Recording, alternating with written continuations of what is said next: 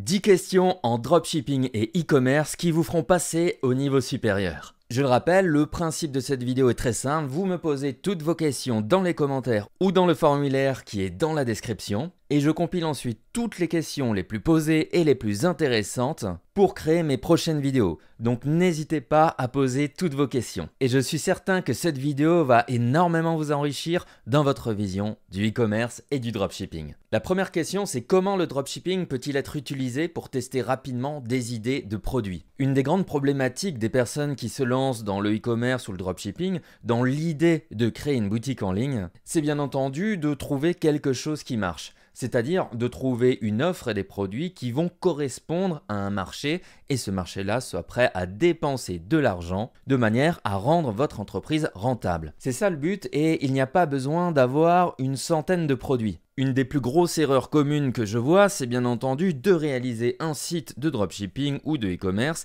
avec dedans des centaines de produits en se disant par exemple, ok, je vais avoir une centaine de produits et parmi eux, il y en a bien un qui va fonctionner. Et pourtant, ça c'est une erreur parce que ça va diluer votre image de marque.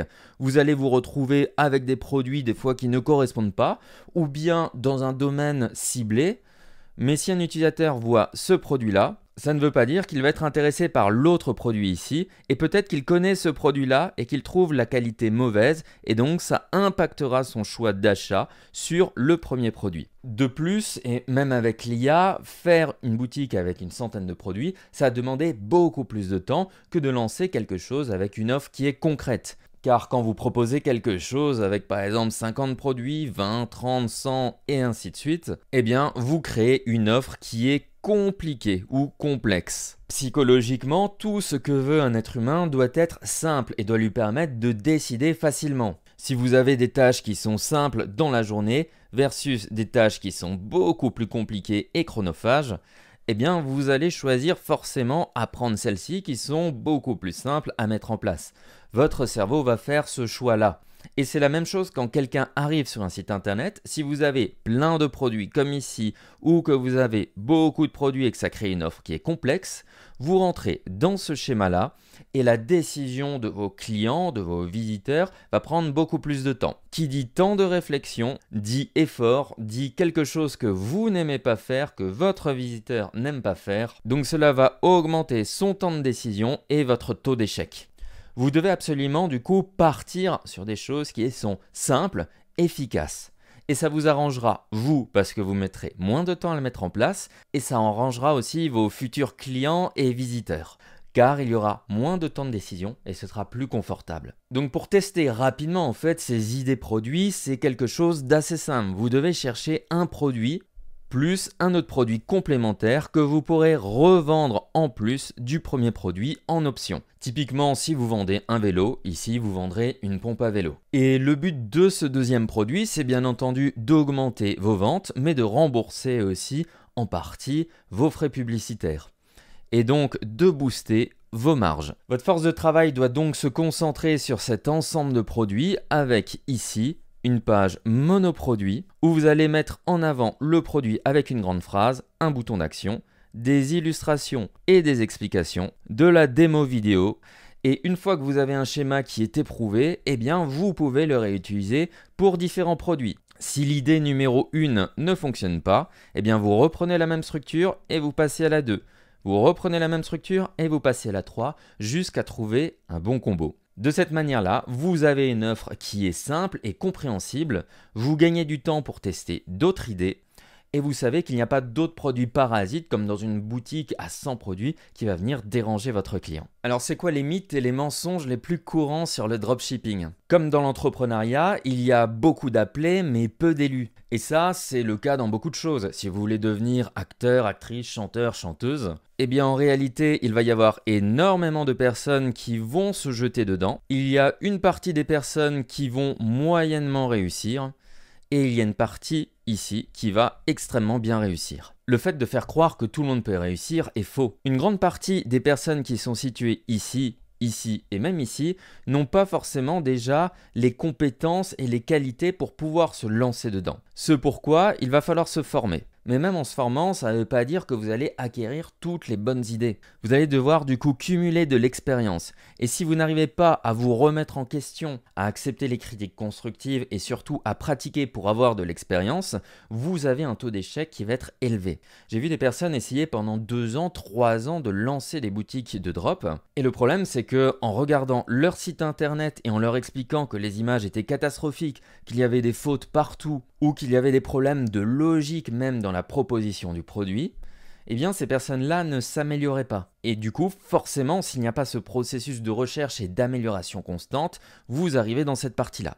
Bien entendu, vous ne pouvez pas être expert de tout, par exemple expert de design de page, expert de recherche de produits, expert en marketing. Ce pourquoi c'est important de s'associer pour pouvoir justement partager sa réussite. Tout seul, il y a peu de chances que vous réussissiez. Par contre, si vous trouvez un designer, plus quelqu'un qui est fort en marketing, plus vous qui êtes fort dans un domaine, il y a fort à parier que vous pourrez potentiellement réussir et du coup profiter de cette expérience que vous n'avez pas forcément. N'oubliez pas que le dropshipping va vous permettre de tester et de faire du résultat net dans le cas où vous vous retrouvez ici. Néanmoins, c'est ensuite en passant sur une marque, donc du branding et ainsi de suite, où vous allez du coup pouvoir augmenter considérablement vos marges, passant peut-être de 10% à du 30-50% de marge. Donc le dropshipping n'est pas fait pour tout le monde, il est fait pour les personnes qui veulent justement aller dans cette partie-là, tout en continuant de s'améliorer. Et toutes les personnes qui n'arrivent pas du coup à s'analyser eux-mêmes, à avoir des retours constructifs, à les prendre en compte pour essayer de level up, ne peuvent pas réussir. Il y a un dernier facteur qui est important, c'est qu'une fois que vous êtes situé ici, ça ne veut pas dire que vous êtes gagnant. Ça veut dire que vous allez vous battre contre d'autres personnes qui sont vos concurrents. Et ces concurrents-là ont le même objectif que vous, c'est d'atteindre cette zone de réussite juste ici. Donc il faudra vous battre constamment, mais c'est comme ça que vous allez accumuler de l'expérience et mettre de la longueur à toutes les autres personnes qui ne veulent pas forcément s'améliorer ou tout simplement qui ne sont pas faites pour ça. Et c'est le cas pour beaucoup de choses, pour beaucoup de business en ligne ou de choses qu'on peut entreprendre dans notre vie personnelle et professionnelle. Comment créer une marque en dropshipping ? Si vous faites du dropshipping, il est fort à parier que vos produits ne vous appartiennent pas. Cela veut dire que vous ne pouvez pas créer une marque et faire ce qu'on appelle du branding. C'est le fait tout simplement d'apposer sa marque et de commencer à personnaliser ses produits pour qu'ils correspondent à votre identité et bien entendu à votre marché. Donc une des seules choses sur lesquelles vous pouvez jouer dans la partie dropshipping avant de commencer à créer une marque de e-commerce, eh bien c'est le packaging, c'est-à-dire l'emballage de vos produits où vous allez pouvoir par exemple mettre votre logo, vos couleurs et bien entendu votre texte. Ce packaging-là peut être livré directement à votre fournisseur qui permettra du coup à ce dernier de mettre vos produits dans le packaging et de l'expédier chez vos clients. Ou bien vous pouvez faire votre fournisseur vous expédie vos produits à vous et vous recevez aussi votre packaging et ensuite vous livrez vos clients. Au-delà du packaging, il y a bien entendu d'autres éléments. Vous avez créé un logo, vous avez créé une charte graphique et ça doit se répercuter bien entendu sur votre page de vente, sur l'ensemble de votre site, mais aussi bien entendu sur l'ensemble de vos communications, des mails par exemple que vous allez envoyer à vos clients. Vous devez du coup créer dans un premier temps une identité forte avec certaines couleurs, avec votre logo, avec une certaine ambiance et des images. Et puis par la suite, vous pourrez du coup créer une marque de e-commerce et adapter du coup les produits comme vous voulez. Si vous cherchez de l'inspiration, il y a un super site qui s'appelle Dribbble, je crois qu'il y a même peut-être 3B dessus, qui montre des résultats de graphistes, d'illustrateurs, etc. sur quoi ils travaillent en ce moment et ça vous permettra de vous inspirer. Que penses-tu de l'intelligence artificielle dans l'optimisation d'un site de dropshipping? Il existe énormément d'intelligence artificielle différentes. Il y en a qui vont travailler sur les images pour optimiser en fait vos images, les mettre dans un environnement, faire un bel éclairage. Il y a aussi celles qui vont optimiser le texte. Et puis bien entendu aussi générer de la vidéo, etc. Avec l'arrivée de l'intelligence artificielle, eh bien, la production de tous ces éléments est beaucoup plus rapide et généralement aussi assez qualitative. Ce qui veut dire que vous n'avez plus besoin de perdre du temps à prendre en photo un produit. Vous pouvez juste le prendre, voilà, n'importe quelle photo, et pas avoir un éclairage de dingue et tout le matériel qui va avec. vous l'envoyez dans l'IA et ça vous ressort une belle image. De même pour le texte, plus besoin de rédiger des articles vous-même, plus besoin de rédiger les descriptions vous-même, vous pouvez le faire et repasser par-dessus. Donc en réalité, le gain est énorme d'un point de vue temps. De même, vous pouvez générer des vidéos de publicité, même générer les publicités automatiquement grâce à l'intelligence artificielle. Donc ce qui se passe, c'est que ce qui prenait énormément de temps avant, vous en prend beaucoup de moins. Donc on en revient un peu à cette réalité où avec plusieurs heures par jour, les 3 heures, 6 heures par jour, vous pouvez, à côté d'un travail, lancer votre propre activité. Parce que ça ne vous prend plus autant de temps de faire ça, ça et ça. Et bien entendu, tout ça, c'est lié aussi à tout le travail d'automatisation. Par exemple, envoyer des mails automatiquement à vos clients grâce à l'intelligence artificielle, ça va détecter quand une personne a oublié d'acheter justement sur votre site, ce qu'on appelle du coup un panier abandonné. Ça va créer des relances en automatique, par exemple à 3 jours, à 5 jours, 6 jours, en fonction des profils de vos utilisateurs. Donc il y a là un gain de temps massif, mais il ne faut pas oublier de toujours contrôler ce que fait une intelligence artificielle. Regardez bien les images qui sont faites, si elles n'ont pas de défauts, si les textes sont bien optimisés et pas trop mécaniques, si les vidéos de publicité sont bonnes et bien entendu si les stratégies qui sont automatisées sont bonnes. Mais quoi qu'il se passe par la suite, on va voir du coup des personnes qui vont pouvoir lancer très rapidement des boutiques en ligne, de plus en plus rapidement, car l'intelligence artificielle va tout faire pour elles.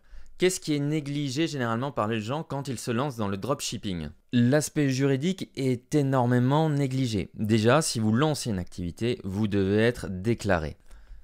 Alors si vous entendez dire oui mais il y a un plafond de tolérance à X centaines d'euros et ainsi de suite, dites-vous bien que si vous vendez un produit qui n'est pas dans la norme de manière du coup illégale comme ça, et même si vous êtes en dessous de ce fameux plafond, eh bien s'il arrive quelque chose à votre client, eh bien vous prenez d'énormes risques. Être déclaré, ça vous permet du coup d'avoir une protection potentiellement avec une assurance. En France par exemple, vous avez le statut d'auto-entrepreneur ou indépendant en Belgique et en Suisse qui vous permet de vous lancer. Mais par la suite, vous aurez du coup une entreprise qui vous permet de vous protéger. On parle alors d'une personne qui est morale, à l'inverse de vous qui est une personne physique. Et s'il y a un problème, c'est la personne morale qui est d'abord attaquée. Donc, il faut toujours bien faire les choses et sachez que je vous ai fait une vidéo sur ma chaîne YouTube au sujet du contrôle fiscal, dont moi-même j'ai été soumis sur une de mes activités à plus de 2,5 millions d'euros de chiffre d'affaires. Vous devez absolument avoir des papiers qui sont bien déclarés et bien faits. C'est pourquoi vous devez prioriser à chaque fois le comptable. Si vous lancez un business, ne vous prenez pas la tête à faire tout vous-même, à part si vous êtes auto-entrepreneur avec un tout petit peu de chiffres. Le comptable fera pour vous et surtout, il s'assurera de la bonne déclaration des charges, de la TVA, des cotisations et la création de tous les documents qui sont par exemple l'alias fiscal, le bilan, le grand livre des comptes, etc. Tous des livres qui sont hyper importants. Si vous vendez sur internet, je ne peux que vous recommander dans la description la formation gratuite que j'ai faite où vous allez pouvoir accéder à un outil qui va vous permettre de faire en fait la TVA et générer automatiquement toutes les factures de vos clients aux normes. Et du coup, c'est vraiment cette partie-là qui est hyper négligée parce qu'elle est très simple en fait à mettre en place et on se dit « Oh, ça tombera pas sur moi », mais je vous garantis que ça tombera un jour sur vous et ça peut être à plus 5 ans même si vous avez fermé votre activité. Donc soyez le plus carré possible là-dessus, c'est hyper simple, déclarez-vous, prenez les assurances obligatoires, prenez un comptable et prenez un outil comme je vous le montre dans la description qui vous permettra de gérer votre TVA et vos factures facilement. De cette manière-là, vous ne serez jamais embêté pour votre business, tout sera carré et vous pourrez vous focaliser. Vous focaliser sans stress, eh bien ça boostera énormément votre productivité. Est-ce que je dois créer mon site en version tablette, mobile ou ordinateur? C'est une excellente question parce que nous, on a l'habitude d'être sur un ordinateur quand on travaille et quand on conçoit bien entendu notre site internet. La grande problématique, c'est que la popularité en fait de l'ordinateur et du format écran 16:9 est totalement en chute libre. Ce qui fait que tout ce qui est à bord de téléphone et aussi de tablettes est au contraire en forte croissance. Pour vous donner un ordre des chiffres, j'ai à peu près 8% de tablettes sur mon site internet. Les ordinateurs, ça doit être à peu près de l'ordre de 15%. Et vous l'aurez deviné, 77% du coup pour les visites mobiles. Donc quand vous concevez un site internet, vous allez le faire en responsive. Quand vous utilisez par exemple Shopify sur votre ordinateur, vous pouvez voir lors de la conception, une sorte d'écran tout en haut qui vous montre le format PC, laptop, le format tablette et le format mobile. Vous devez toujours les vérifier. Et si vous avez un sacrifice à faire, un choix à faire, vous devez toujours le faire en sorte que la version mobile soit favorable et la mieux disposée. C'est sur le mobile que se font les achats maintenant et c'est sur quoi vous devez focaliser tout votre design. Comment faire pour livrer plus rapidement mes clients? Il y a plusieurs méthodes en fait pour livrer plus rapidement. Vous avez bien entendu votre fournisseur normal et standard. Votre fournisseur normal, c'est peut-être un site en Chine, mais ça peut être aussi un site qui est en Europe avec des entrepôts basés en Europe ou en Afrique, en Inde, aux USA, tout dépend quels sont vos clients. Plus vous trouvez un fournisseur avec un entrepôt qui est proche en fait de vos clients, et plus vous allez pouvoir faire baisser en fait le temps de livraison. Donc pour livrer plus vite, vous devez trouver des fournisseurs qui ont des stocks à proximité de vos clients. Dans le cas particulier de l'Europe, vous pouvez vous dire que n'importe quel pays en Europe pourra livrer plus rapidement n'importe quel autre pays de l'Europe, tout simplement parce qu'il aura passé, tout simplement parce que la marchandise aura passé les contrôles à l'entrée de l'Union européenne. Vous pouvez aussi travailler avec des agents. Les agents vont contacter tout simplement des fournisseurs comme les vôtres et négocier bien entendu des prix et pouvoir positionner votre marchandise dans des entrepôts qui sont peut-être à proximité des lieux d'expédition, aéroports, trains, fret. Avec un bon agent, il pourra mesurer en fait votre quantité d'achat de produits mensuels et prévoir dans les entrepôts par exemple un stock de 1000 produits réguliers qui vous fera peut-être gagner 2, 3, 5 jours de livraison. Vous pouvez aussi faire livrer tous les produits chez vous ou une partie. Dès que vous savez que vous vendez par exemple une centaine de produits ou 1000 produits par mois ou par jour, peu importe, vous pouvez vous dire je reçois en fait les produits directement chez moi ou dans un centre directement à proximité de chez moi où je peux expédier moi-même ou payer quelqu'un pour qu'il le fasse. De cette manière-là, vous n'aurez aucun problème sur le traitement des marchandises aux frontières parce que vous aurez déjà tout importé avant et vous pourrez les réexpédier. Ça vous permettra d'acheter en gros et ce qui vous permettra du coup de baisser vos coûts. Ou bien, vous pouvez expédier directement vos produits chez Amazon qui propose FBA, Fulfilled by Amazon, c'est-à-dire que vous envoyez vos produits, ils sont stockés chez eux et Amazon s'occupe de l'expédition. Vous devrez alors payer des frais de stockage et bien calculer aussi combien de produits dont vous avez besoin chaque mois. Mais il existe aussi d'autres services qui sont similaires où des personnes vont proposer des espaces dans des entrepôts que vous allez pouvoir réserver avec vos différents produits et eux s'occuperont ensuite de l'expédier directement chez vos clients. Comment définir des prix de produits en dropshipping? Il faut vous dire qu'un produit en dropshipping, bien entendu, coûtera beaucoup plus cher qu'un produit que vous avez commandé par exemple en masse pour créer votre propre marque.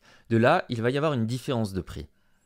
Vous devez toujours avoir cette différence de prix en tête où vous allez peut-être marger à 5%, 30% en dropshipping. Et avec une marque, je donne vraiment des chiffres comme ça pour vous illustrer les produits, 20 à 60%. Ça dépend à chaque fois des différentes catégories, des domaines dans lesquels vous travaillez. L'objectif dans un premier temps du dropshipping, bien entendu, c'est de tester un produit et de savoir s'il est viable. Si vous générez 0 € de bénéfices, mais que vous générez beaucoup de ventes, ce n'est pas grave parce que vous allez pouvoir ensuite créer votre marque et ensuite profiter des grosses marges que vous avez juste ici pour pouvoir créer du coup une entreprise qui est rentable.